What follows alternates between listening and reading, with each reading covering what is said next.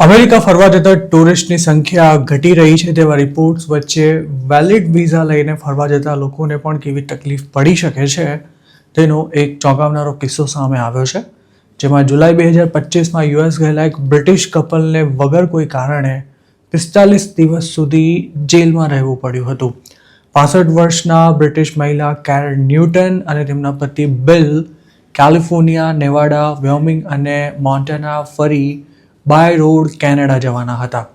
પોતાના પ્લાન અનુસાર અમેરિકાની ટ્રીપ પૂરી કર્યા બાદ સપ્ટેમ્બર 26ના રોજ આ કપલ બોર્ડર ક્રોસ કરી કેનેડામાં એન્ટર થયું હતું, પણ તેમનું પેપર વર્ક પૂરતું ન હોવાનું કહી તેમને અમેરિકા પાછા મોકલી દેવાયા હતા. બિલ અને કેરન અમેરિકાની સાઈડ આવ્યા ત્યારે બિલના વિઝા એક્સપાયર થઈ ચૂક્યા હતા, જ્યારે કેરન પાસે વેલિડ વિઝા હતા. તેમને એમ હતું કે પોતે અમેરિકાથી જ ફ્લાઇટ પકડી તાત્કાલિક યુકે નીકળી જશે, પણ બોર્ડર પર તેમની સાથે જે થયું તે કંઈક અલગ જ હતું. કેનેડાથી પાછા મોકલાયેલા બિલ અને કેરન જેવા અમેરિકામાં એન્ટર થયા કે તે સાથે જ વેલિડ વિઝા ન હોવાથી બિલની ધરપકડ કરી લેવામાં આવી હતી અને તેમને હાથકડી પહેરાવીને એક રૂમમાં લોક કરી દેવાયા હતા અને ત્યારબાદ બોર્ડરથી 12 કલાક દૂર આવેલા આઈસના ડિટેન્શન સેન્ટરમાં મોકલી દેવાયા હતા. બિલની સાથે સાથે કેરનને પણ વગર મફતમાં 1.5 મહિના સુધી જેલમાં પૂરી રાખવામાં આવ્યા હતા. કેરનનું કહેવું છે કે બોર્ડર પર સવારે 10:30 વાગે ડિટેન કરાયા બાદ તેમને અડધી રાત સુધી ઓફિસમાં જ બેસાડી રાખવામાં આવ્યા હતા. તેમણે પોતાની રીતે ટિકિટ કરાવી અમેરિકા છોડી દેવાની પણ તૈયારી બતાવી હતી, પરંતુ આઈસના ઓફિસર્સને તેમની કોઈ જ વાત સાંભળવામાં રસ નહોતો.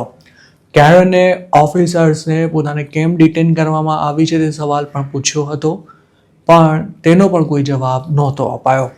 જેમ જેમ અંધારું થઈ રહ્યું હતું તેમ તેમ આ પતિ પત્નીનો ડર પણ વધી રહ્યો હતો અને છેક રાતે તેમને ચેઇન અને હથકડી પહેરાવીને લઈ જવાયા હતા.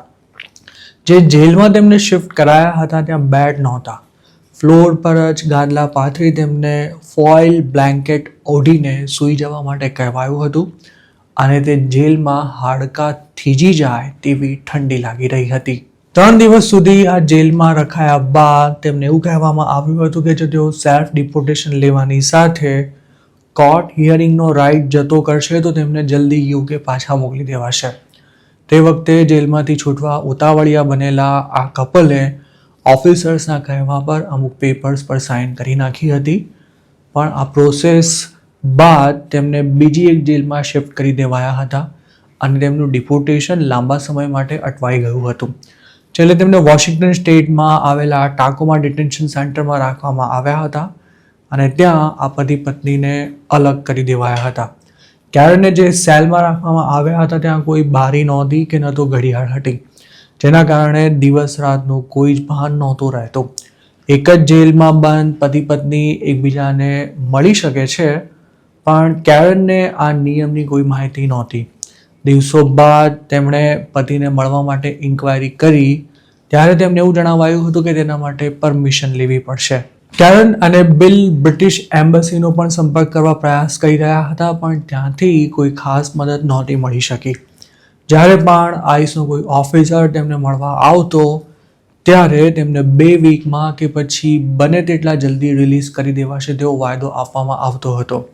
આખરે નવેમ્બર 6ના રોજ સવારે જેલનો ગાર્ડ કેદીઓને ગણી રહ્યો હતો ત્યારે તેને એવી શંકા ગઈ હતી કે કેદીઓની સંખ્યા કદાચ વધારે થાય છે અને તે વખતે થોડા સમયમાં જ કેરનની સેલનો દરવાજો ખોલી તેમને જણાવાયું હતું કે તમને રિલીઝ કરવામાં આવે છે.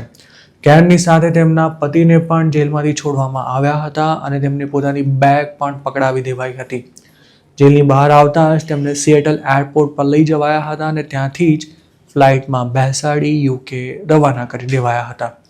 પોતાની સાથે જે કંઈ થયું તેનાથી આ કપલ એટલું બધું ડરેલું છે કે હવે તે જિંદગીમાં ક્યારેય મેપમાં પણ અમેરિકાને જોવાનું પસંદ નથી કરવાનું.